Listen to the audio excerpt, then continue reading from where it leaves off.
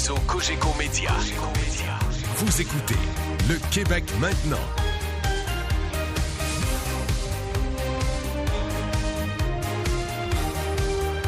Votre point de repère. Le Québec maintenant. Avec Philippe Quentin. Eh bien, il y a un nom qu'on entendra maintenant souvent dans l'actualité, c'est celui de Leslie Hill. Alors, qui est Leslie Hill? Eh bien, c'est celle qui a été nommée aujourd'hui par le ministre Lionel Carman, directrice nationale de la protection de la jeunesse. Dans le contexte actuel, avec ce qui s'est produit à Cité des Prairies et tellement d'autres dossiers où la DPJ s'est retrouvée dans la tourmente, ben, c'est un poste vraiment névralgique. On sait, il y a même eu un débat spécial à l'Assemblée nationale hier sur le sujet de la DPJ. Alors, qui est Leslie Hill? Eh bien, pour en savoir plus long, je reçois avec plaisir André Lebon. André Lebon, ben, vous le connaissez puisque c'est l'ancien vice-président de la Commission spéciale sur les droits des enfants et sur la protection de la jeunesse. On l'entend régulièrement sur les ondes. Monsieur Lebon, bonjour. Bonjour, Monsieur Quentin. Monsieur Lebon, dites-moi, qui est cette Leslie Hill? Ben, Leslie Hill, c'est une... D'abord, je vais vous dire, c'est une personne d'exception.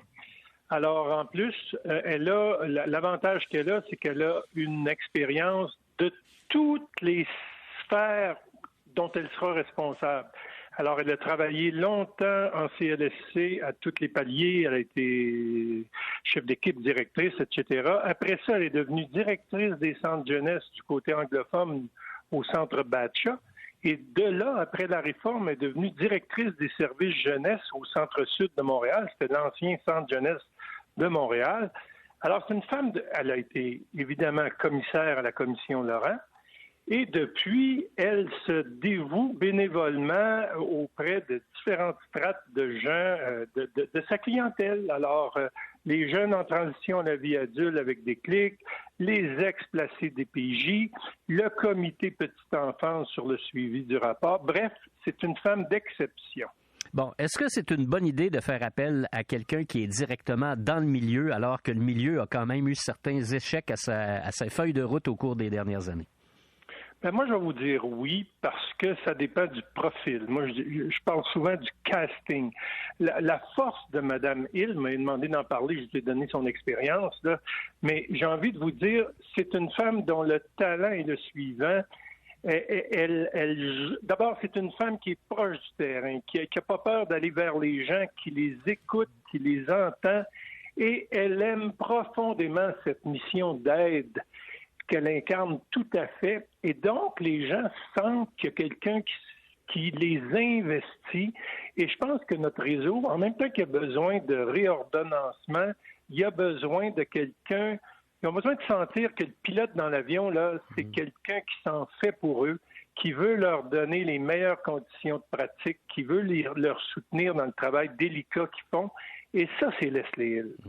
Monsieur Lebon, est-ce qu'elle est capable de faire le grand ménage? Parce que vous l'avez peut-être entendu aux nouvelles, là, il y a quelques instants, on entendait le ministre Lionel Carman répondre oui quand un journaliste lui a demandé s'il fallait faire un grand ménage là, dans les organismes de protection de la jeunesse. Ben, moi, je vous dirais que oui, parce que Leslie Hill, une autre de ses forces, là, c'est que, vous savez que le rapport Laurent, là, ça a été écrit par les 12 commissaires. Leslie Hill était une commissaire et elle a participé activement à la rédaction de ce rapport-là, donc elle le connaît très bien. Et moi, ce que je déplore, c'est que depuis la sortie du rapport, c'est comme si on passe par toutes sortes de comités pour réanalyser ça. Leslie Hill le connaît bien, le rapport, elle connaît les recommandations. Elle a participé à des... Fait que donc, elle a en main déjà une bonne connaissance et je pense que sa force, c'est aussi qu'elle est capable d'expliquer aux gens pourquoi il faut faire soit des sacrifices ou des ajustements.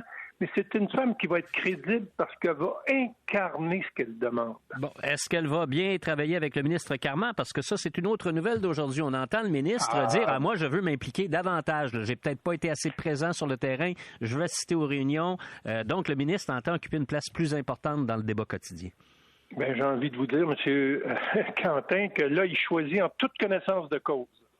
Il est très au fait de qui est Mme Hill. Il est très au fait de tout ce qu'elle peut penser, vouloir faire. Il la connaît sur toutes ses coutures. Je pense qu'il l'a choisi exprès pour ça, parce qu'il la respecte et qu'il pense qu'il peut faire équipe avec.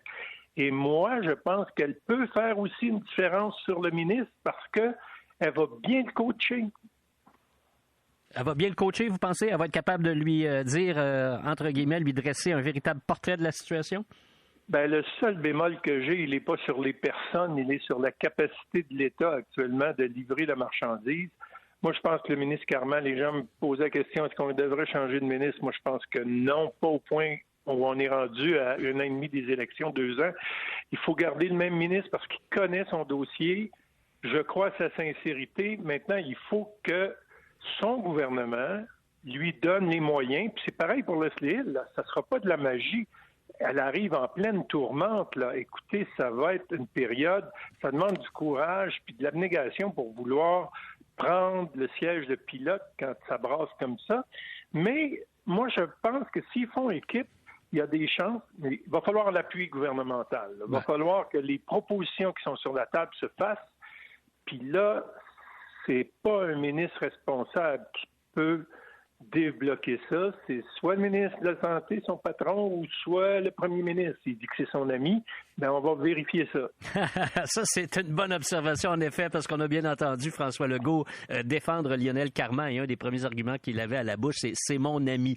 Personnellement, ça m'a laissé un peu dubitatif. Je pense pas que la décision doit se prendre là-dessus, mais je vous écoute. Vous aussi, vous êtes un expert, M. Lebon. Vous croyez qu'à 1 an et demi là, des prochaines élections, changer de pilote, changer de ministre, c'est peut-être pas une bonne chose. Alors, on verra bien. Je regarde le nombre de dossiers qui vont se retrouver sur la table de travail de Mme Hill là, quand elle va prendre officiellement possession de son bureau.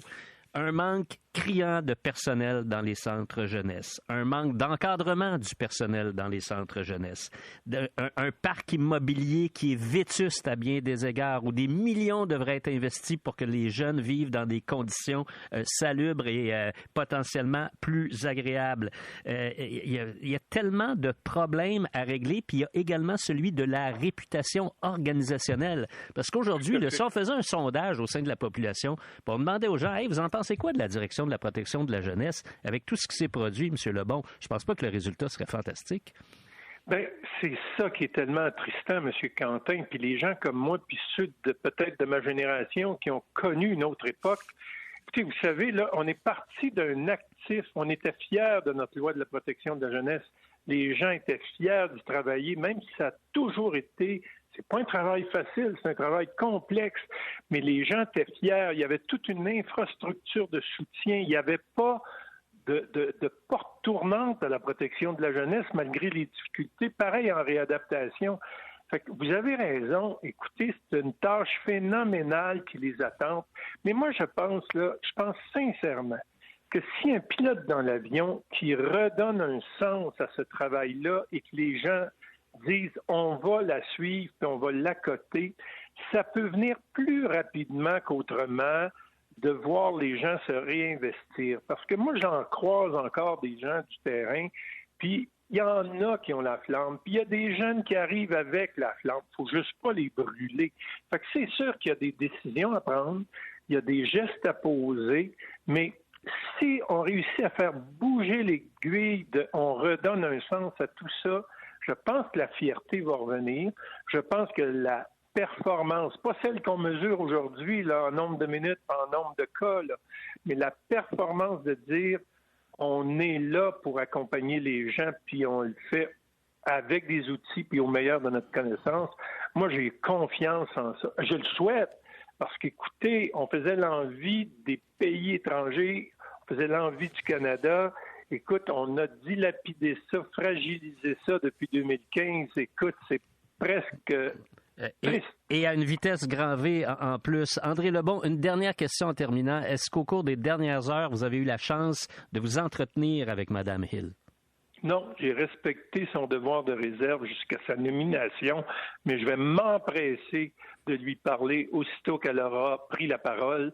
Elle peut compter sur mon appui entier. Merci beaucoup, M. Lebon. Souhaitons que vos souhaits se deviennent réalité et que toute l'organisation reprenne ce qui l'a caractérisé dans le passé. André Lebon, vous êtes un ancien vice-président de la Commission spéciale sur les droits des enfants et sur la protection de la jeunesse. Merci encore d'avoir été avec nous. Merci, M. Quentin. Le Québec maintenant, avec Philippe Quentin.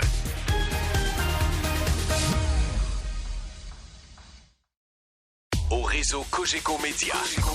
Vous écoutez Le Québec maintenant avec Philippe Quentin. Catherine, les monuments dans le showbiz québécois, ils sont pas toujours sur scène ou à l'écran. Il y en a aussi en coulisses. Et la Disque va honorer aujourd'hui un de ces monuments. Oui, c'est Mario Lefebvre. On dit que c'est un homme de l'ombre. C'est celui qui a fait briller des stars, 50 ans d'expérience dans le milieu de la musique, 25 en gérance d'artistes, qui a travaillé avec Rock Voisine, Garou, qui a travaillé aux côtés de Renan Angélil et Céline Dion, ancien journaliste aussi en musique, qui a fait de la promotion, qui a travaillé, qui a lancé le début, a été témoin du début de Starmania, qui a travaillé en distribution aussi pour le groupe Archambault. Bonjour Mario Lefebvre. Allô? Bonjour. Salut Mario, bienvenue. Si ça continue de même, je vais passer plus de temps à énumérer tous les titres que tu as fait que de faire l'entrevue. Comment... C'est le bon côté d'être là depuis longtemps. On touche à pas mal tout. Mario, première question, je vais te demander comment tu vas parce que je sais que ta santé a été affectée durant les derniers temps. Tu as annoncé que tu étais atteint d'un cancer de la moelle osseuse. Ouais. Première question, comment ça va? Merci de le demander. Ça va pas mal. Écoute, un peu d'adrénaline cette semaine. Alors, ça me garde éveillé. Il y a 2 ans, à peu près à la même date, j'ai appris que j'avais le myélome multiple. Là, ça, c'est le cancer de la moelle osseuse. Et puis, moi, je pensais que j'avais la COVID longue pendant plusieurs mois. J'avais des symptômes qui s'apparentaient. Je m'étais mis sur toutes sortes de programmes. Puis, à un moment donné, à l'hôpital général juif, ils m'ont dit, le docteur Kedby qui s'occupe de moi m'a dit, je vois quelque chose dans ta moelle osseuse qui est pas correct. On a fait des tests de plus. Et il m'avait dit, à l'époque, tu as soit l'anémie, soit la leucémie, soit le Hodgkin, comme Sakou Koivu, puis Mario Lemieux, soit un lymphome ou le pire scénario, myélanome. Et c'est tombé sur le pire scénario. Et j'ai pogné le jackpot. Et le jour qu'il m'a dit ça, j'ai eu 2 réflexes. La première chose que j'ai dit good. Il dit non, c'est pas good. J'ai dit good dans le sens, je sais enfin ce que j'ai parce que je savais pas ce qui se passait depuis plusieurs mois. Et là, il me dit, il y a une autre affaire. Je dis, il y a une autre affaire. Il dit, ouais, il faut mettre des morceaux de métal dans ta jambe gauche parce que ton fémur est rongé aux 2 tiers. Alors, si on le fait pas là, tu marcheras plus jamais. C'est un cancer qui est incurable, mais qui est traitable. C'est exact. Alors, comment on vit avec la maladie quand on a fait tout ce qu'on a fait durant les 50 dernières années, puis que là, on est un peu forcé, même obligé de ralentir? Écoute, la meilleure réponse que je peux te donner là-dessus, Catherine, c'est mon ami Bruno Pelletier qui me dit une journée, il dit, gars, Mario, il dit, ça fait 40 ans qu'on te suit dans la ligne de gauche à 140. Là, il faut que tu apprennes à être passager dans la ligne de droite. C'est exactement ça. Donc, j'ai été obligé de tout reviser. La façon, je travaille à toute fin pratique, presque plus. Toutes mes amis m'aident. Tous mes chums prennent la relève. Tu as dû confier des artistes à d'autres gérants d'artistes? Mais tu gardes le moral, Mario. Ouais, je te vois, tu as un beau sourire. Tu es arrivé ici, tu as parlé des matchs de baseball. Tu as encore ce goût de la vie puis de partager avec les autres. Mais tu sais, Philippe, tu as 2 choix dans la vie quand ça t'arrive. Tu peux être renfermé sur toi-même puis dire ça va mal, ou tu peux dire, gars, je vais profiter de chaque jour, chaque moment que je vais avoir, je vais y aller, puis pourquoi pas? Et moi, ça m'inspire beaucoup. Tu sais, il y a des gens qui me disent, pourquoi tu parles de ça, ta maladie? Moi, je veux la faire connaître, cette maladie-là. C'est un cancer qui est méconnu, mais qui atteint beaucoup, beaucoup de monde. Puis à chaque semaine, tu entends parler que quelqu'un en a un. Mais c'est le même que Michel Côté, je dois le dire. C'est le même. C'est ça, c'est la même maladie. Puis toi, tu voulais en parler pour que les gens soient plus au courant? Je voulais un peu mettre un peu de lumière sur cette maladie-là parce que je disais encore la semaine dernière dans le Journal de Montréal, ou de la presse, je me souviens pas, il y avait une dame de 37 ans qui se sentait comme moi je me sentais il y a 2 ans, puis elle a découvert qu'elle avait le myélome multiple. C'est pas un cancer qui se détecte facilement, tu sais, contrairement à d'autres où, tu sais, je dis pas que c'est, mais le cancer de la prostate, il y a une expertise énorme, ils savent si tu l'as ou pas. Le myélome, c'est pas quelque chose que tu as, puis ça prend souvent des tests. Moi, ce que je peux dire, c'est que je suis un des chanceux. Moi, j'ai été traité extraordinairement bien par le système, par l'hôpital général juif, qui sont... Moi, tu sais, au 6e étage, je suis sur un test clinique, le 6e étage du pavillon, et donc, je suis depuis 1 an sur un test clinique. Savez-vous quoi? Je suis encore là pour en parler, c'est formidable. Et on est vraiment très, très heureux de ça. Mario, je veux revenir sur ta carrière. Évidemment, tu sais, c'est gigantesque, 50 ans de métier dans le milieu. Si je te pose largement cette question, comment tu as vu évoluer le milieu de la musique, si on le compare avec 2024, avec les grandes époques que tu as vécues? Ben, écoute, Catherine, c'est une très bonne question parce que moi, je suis rentré en 74-15, j'étais journaliste, j'ai commencé à travailler pour les compagnies de disques en 77, ce qui, à mon avis, est le début des années d'or. Hein? On passe du vinyle qui se vend à des quantités astronomiques, l'avènement du CD, des chiffres records au Québec, mais partout sur la Terre, des albums mythiques comme Michael Jackson, The Wall de Pink Floyd, puis au Québec, des albums comme Notre-Dame de Paris, Céline II. Bon, alors, c'est des années extraordinaires qui vont se métamorphoser dans les années 2005, 7, 8 avec l'avènement de la musique en ligne. D'abord le magasin iTunes, puis subséquemment les plateformes d'écoute. Alors, tout ça, c'est un énorme changement. J'appelle ça un nouveau modèle d'affaires qui n'est pas nécessairement mauvais, mais qui a fait en sorte que beaucoup de gens de notre business sont obligés de reviser comment ils font les affaires. Et moi, ce qui m'attriste le plus, pour vous dire la vérité, c'est que le modèle actuel, il favorise pas les artistes, les auteurs-compositeurs. Parce que, comme la musique est presque gratuite, les droits c'est un peu différent comment l'argent est retourné dans le pipeline. Je me suis posé la question, si à l'époque où tu travaillais avec les productions Feeling, avec René Angélil, avec Céline, si ce type de plateforme-là était arrivé, est-ce que vous auriez été capable de jumeler avec ça? C'est drôle parce que quand je suis rentré chez Feeling en 2000, cette année-là, il y a eu l'album de NSYNC, tu sais, Justin Timberlake. C'était le plus gros disque de l'histoire, là. Taylor Swift en a eu, bon. Mais à l'époque, là, il avait vendu presque 2 millions de copies la première semaine. C'était numéro 1 partout dans le monde. Et on se disait, bon, le business n'a jamais été si bien. Ça, c'était en 2000. 24 ans plus tard, ben, il y a beaucoup d'eau qui a coulé sur le pont. Et pour répondre à ta question, je pense que la plupart des gens ont abordé la transition d'une façon ouverte, mais personne ne savait vraiment ce qui allait arriver. Mais moi, je me plais souvent à dire que on voyait quand même les choses arriver. Moi, je disais, j'étais prof pendant longtemps à l'école musique technique, entre autres, puis je disais à mes élèves en 99-2000, je disais, si tu vas dans ta cuisine, puis tu ouvres ton robinet, puis à droite, c'est de l'eau froide, puis à gauche, c'est de la bière, tu n'iras plus jamais au dépanneur. C'est ça qui est arrivé. C'est effectivement ça qui est arrivé. Quand tu regardes ça, Mario, là, avec tous ces changements-là, quel regard tu jettes sur la chanson québécoise aujourd'hui? Est-ce qu'elle est en santé? Elle est en santé et souvent, on a tendance à ramener ça va pas bien au Québec. D'abord, il faut savoir que ça va bien au Québec, mais ça va pas bien nulle part dans le monde en termes de modèle actuel. Il y a des millions de chansons qui sortent à chaque mois.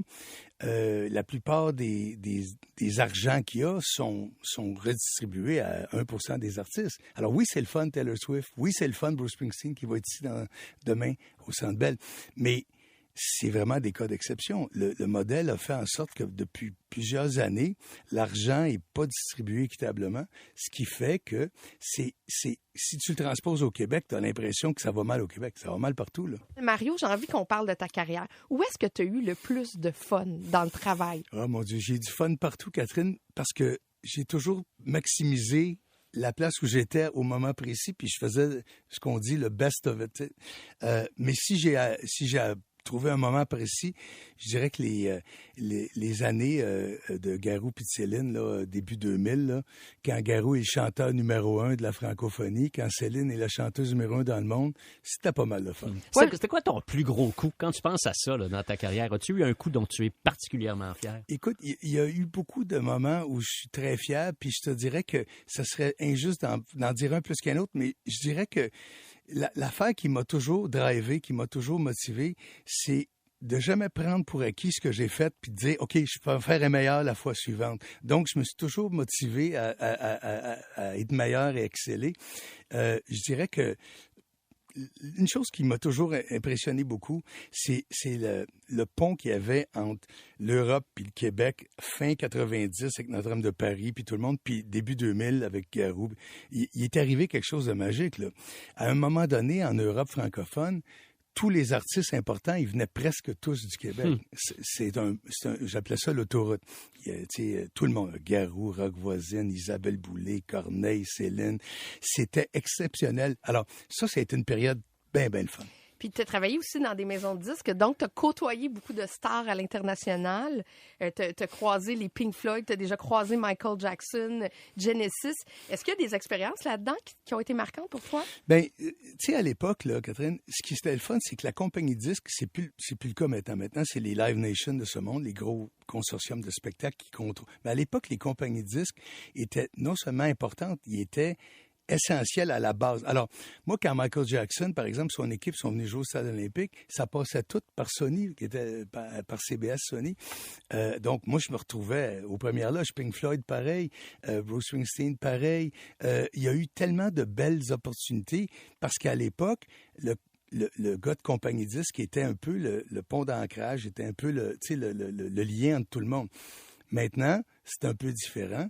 Donc, les expériences que j'ai vécues dans les années 80-90, ils seraient peut-être moins percutantes parce qu'il n'y a plus tout à fait la même dynamique. Mais il y a dû avoir un moment où tu fais comme « Oh mon Dieu, Seigneur, je suis assis à côté de telle personnalité » ou pincez-moi quelqu'un, j'ai rencontré mon idole. Le souvenir que j'ai toujours, c'est quand Pink Floyd se reforme dans les années 80, en 87, puis ils vont faire un show sans Roger Waters, qui est les Minos Grace. Ils décident de partir la tournée au Canada parce que le producteur mondial, c'est un gars de Toronto qui s'appelle Michael Cole. Et à un moment donné, ils répètent pendant 3 semaines à Toronto, à l'aéroport, dans un hangar de Canadian Airlines. Et moi, je reçois un appel de la gang de Pink Floyd qui me disent « On aimerait ça que tu viennes voir les répétitions. » Et là, tu comprends que moi, c'est mon band. Et je me suis j'arrive dans le hangar, il y a 6 chaises, puis ils me disent « Toi, tu t'assois là. » Puis j'ai eu un show de Pink Floyd. Gratuit pour toi. Juste devant moi. Puis ils voulaient entendre tes commentaires. Exact. Ça, comprends-tu que... En as-tu fait? En as-tu donné? J'ai été prudent, parce que je dirais pas à M. Gilmour quoi faire. Non, mais je suis quand même fascinée de savoir qu'on t'appelait toi pour venir poser une certaine expertise, de donner des commentaires sur une organisation qui est aussi grande que celle de Pink Floyd. Pourquoi? Qu'est-ce que tu avais pour avoir cette légitimité-là?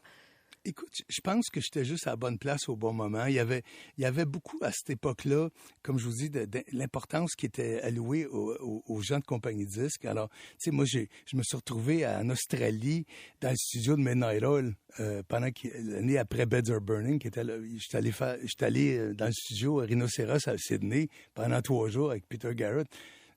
Je sais pas, j'ai dû être chanceux parce que, de toute évidence, j'ai jamais pensé que j'avais quelque chose de spécial, mais les gens semblaient être... Je suis sûr que tu as travaillé fort, parce que souvent dans la vie, les gens qui travaillent fort sont les gens les plus chanceux, hein, ça vient ensemble. Là. C'est vrai. Il y a une anecdote qui est fascinante parce que Mario, je l'expliquais au début de l'entrevue, a travaillé et pour René Angélil et pour Rosaire Archambault, pour le groupe Archambault. Et ils se sont disputés qui était pour engager Mario sur un terrain de golf. Ah oui. En fait, c'était. Je travaillais déjà pour Rosaire. J'étais le patron de la distribution de Select. Rosaire et puis Omar Daman étaient venus me chercher en 91. On avait une énorme.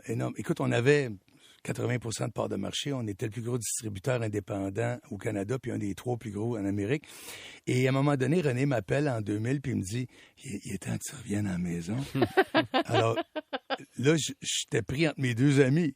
Puis c'était 2 amis, parce que je les avais présentés 7-8 ans avant. J'avais dit « Vous êtes faits pour être des chums, vous autres. » Et donc, René m'a dit, parce que c'est René, il m'a dit « On va régler ta transition d'une place à l'autre, puis on va t'appeler au 9e trou, puis on va te dire ce qui arrive. » Et au 18e trou, ils sont venus, je suis allé rejoindre au Mirage, puis ils m'ont dit « OK, ben tu vas faire ça, tu vas travailler là le matin, l'après-midi. » C'était extraordinaire d'avoir la bénédiction de mes deux mentors. Mais t'as même pas pu jouer au golf avec eux autres. Non, mais ça, c'est un peu plate. C'est mieux de même, en fait. C'est mieux de même, parce qu'ils jouent pas mal mieux que moi. Mario, on doit se quitter, mais j'aurais tellement encore de questions. Je veux juste savoir, qu'est-ce qu'on peut te souhaiter? La santé, comment tu vois l'avenir? Écoute, je vois l'avenir par courte période. Fait que j'aime ça, avoir des objectifs courts et ça me motive, ça me garde allumé. Ce que je souhaite, c'est qu'ils trouvent une cure pour le myélome multiple. Il y a les 6 plus grosses pharmaceutiques à l'heure actuelle qui sont en train de développer des produits qui vont fonctionner. Et ce qu'on peut espérer, c'est que ça va peut-être pas guérir le myélome, mais ça va faire ce que ça a fait pour le sida. C'est-à-dire que tu n'as pas de cure pour le sida, mais les gens peuvent vivre 20-25 ans. moi, j'espère que c'est ça qui va arriver. Ben, on te le souhaite, Mario. Bravo pour cette formidable carrière et bravo à la disque de le reconnaître aujourd'hui. L'hommage ce soir. Si ça vous intéresse, Mario co-anime un balado sur le site de la disque avec d'autres gérants d'artistes. Et puis, évidemment, on suit tout ce qui s'en vient. Merci Allez beaucoup. voir ça, c'est le plus beau métier du monde. Merci, Mario Merci, Lefebvre. Mario Lefebvre. Le Québec maintenant. Avec Philippe Quentin.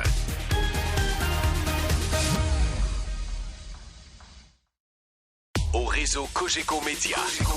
Vous écoutez Le Québec maintenant avec Philippe Quentin. Il y a une recherche réalisée par une professeure à la Faculté des sciences de l'éducation de l'Université Laval à Québec qui est vraiment intéressante et qui nous amène à se poser beaucoup de questions sur le milieu de l'enseignement. Alors, la professeure en question s'appelle Claire Beaumont. Elle est avec nous. Professeur Beaumont, bonjour. Bonjour, M. Quentin. Alors, professeur Beaumont, vous nous apprenez que dans les écoles au Québec, plus d'un élève sur 7 vit de l'intimidation de la part d'adultes, de personnes qui sont en position d'autorité face à lui.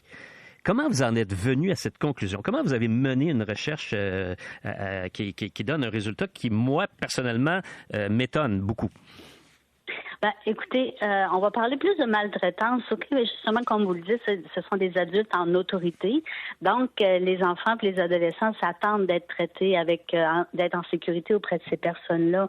Donc, écoutez, c'est pas nouveau. J'ai vraiment pas l'impression d'apprendre rien aujourd'hui parce que depuis 2012, à chaque 2 ans, on faisait le monitorage national de la violence dans les écoles québécoises et on regardait pas seulement les comportements de violence des élèves, on regardait tout un ensemble de facteurs qui peuvent contribuer à, dans une école, que le climat scolaire soit pas positif, comme par exemple, à chaque 2 ans, ce sont à peu près les mêmes chiffres qu'on rapporte depuis 2012 et l'enquête s'est terminée en 2019.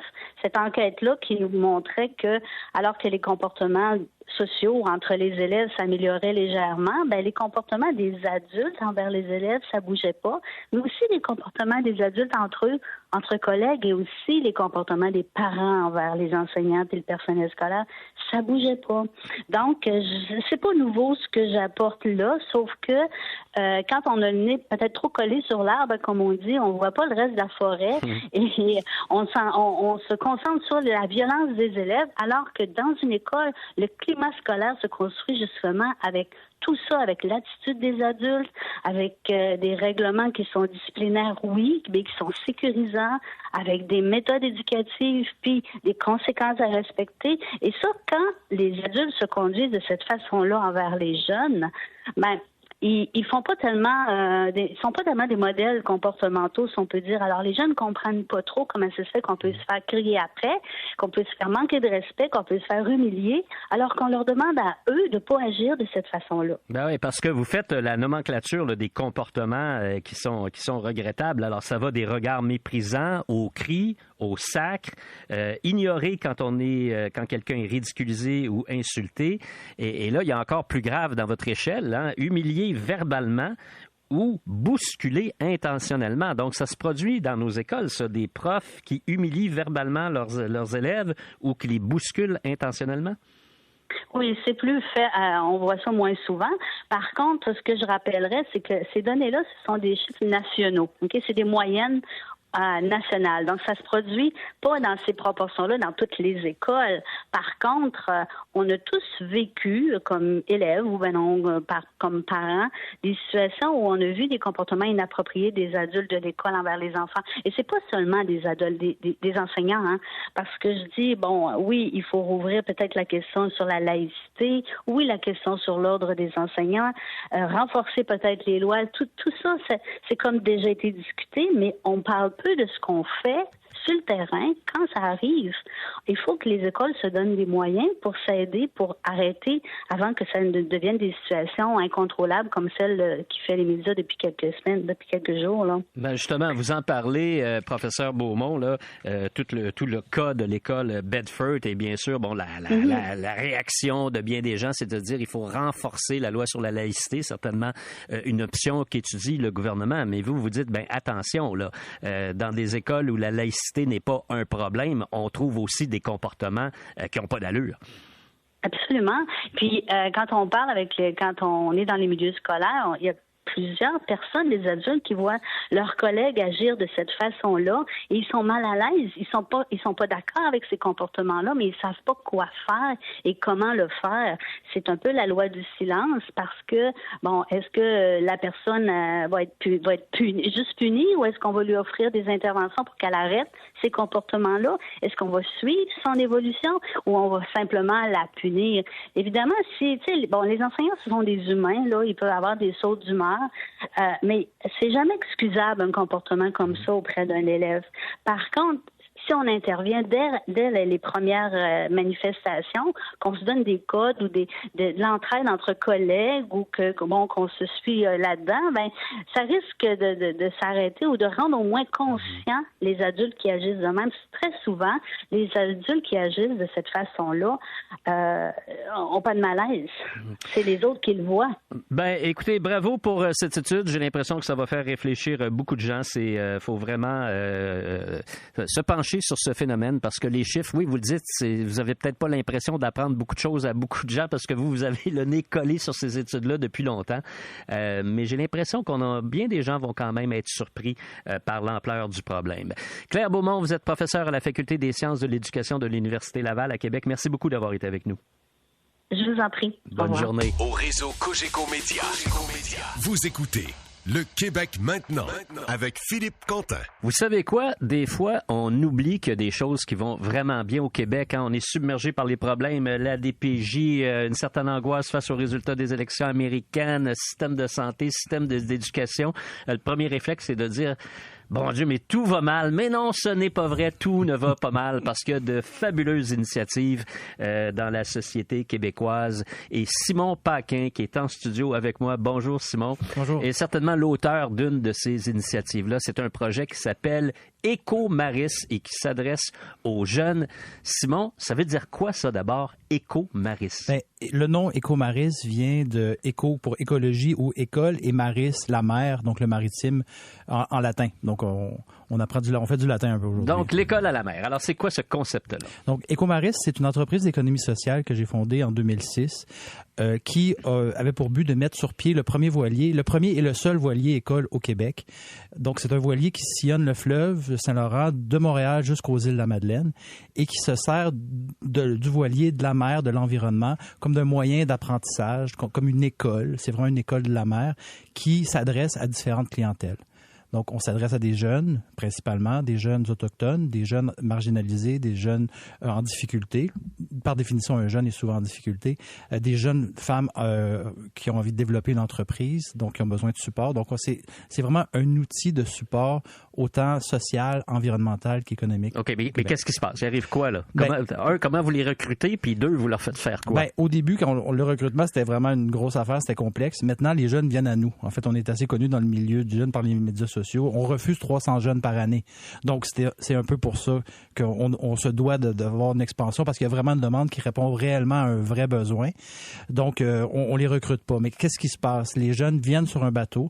Nous, on fait une formation avant. Donc, on les prépare à la gestion de groupe, à la communication, au travail d'équipe, développer leur leadership. Ensuite, on les embarque sur le bateau. Et là, il se passe la magie, en fait. Il y a la magie opère, le bateau, la mer, les éléments, l'aventure. Les gens sont en manque de vie. Les jeunes ont besoin de trucs. C'est pas vrai que les jeunes veulent juste être derrière des écrans.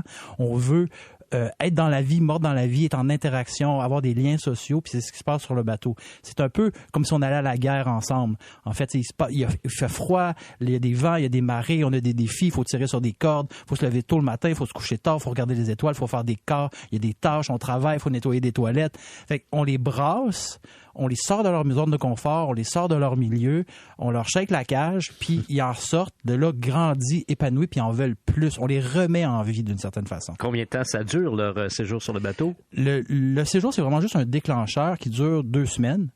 Mais il y a tout un suivi après, parce que nous, on sème des graines, on déclenche des feux à l'intérieur des jeunes, ils découvrent leurs intérêts, leurs passions, leurs motivations, mais nous, on les suit dans leur processus, en fait, pour la suite, pour qu'ils mènent à terme leurs rêves, qu'ils construisent une vie qu'ils ont besoin. Mais souvent, il y a beaucoup d'isolement social. Donc, nous, on sert à la communauté d'Ecomaris. Ecomaris, c'était un but vraiment de rassembler, de fédérer les gens autour du fleuve, autour de l'environnement. Et ce support social-là leur permet de grandir et de ne pas se sentir seul et de pouvoir mener à terme leur projet personnel. Bon, il y a combien de monde sur un séjour de 2 semaines sur le voilier? Alors, on est une vingtaine à bord. Une vingtaine. Et ça roule quoi, toute l'année? On commence début avril, puis on termine fin octobre, début novembre. Bon, alors plusieurs mois, vous faites ça pendant l'été aussi, là? Oui, sans arrêt. Oui, on n'arrête pas. Puis si on était en Californie, on le ferait 12 mois par année. C'est juste qu'on est un peu pogné avec les glaces. OK, oui, évidemment. Puis là, l'objectif, c'est quoi? C'est d'augmenter le nombre de bateaux, de voiliers? Oui, donc c'est pour ça qu'on lance notre campagne, qui est la bouteille à la mer. On lance une bouteille à la mer pour pouvoir tripler notre impact. Donc, comme j'ai dit, on refuse 350 jeunes par année. Bien, il y a une demande qui est sans cesse grandissante. Donc, on veut pouvoir tripler notre impact, avoir un impact sur plus de jeunes. Il y a vraiment une demande. Et pour ça, on lance notre campagne, une bouteille à la mer, avec un objectif d'aller chercher 2 millions de dollars.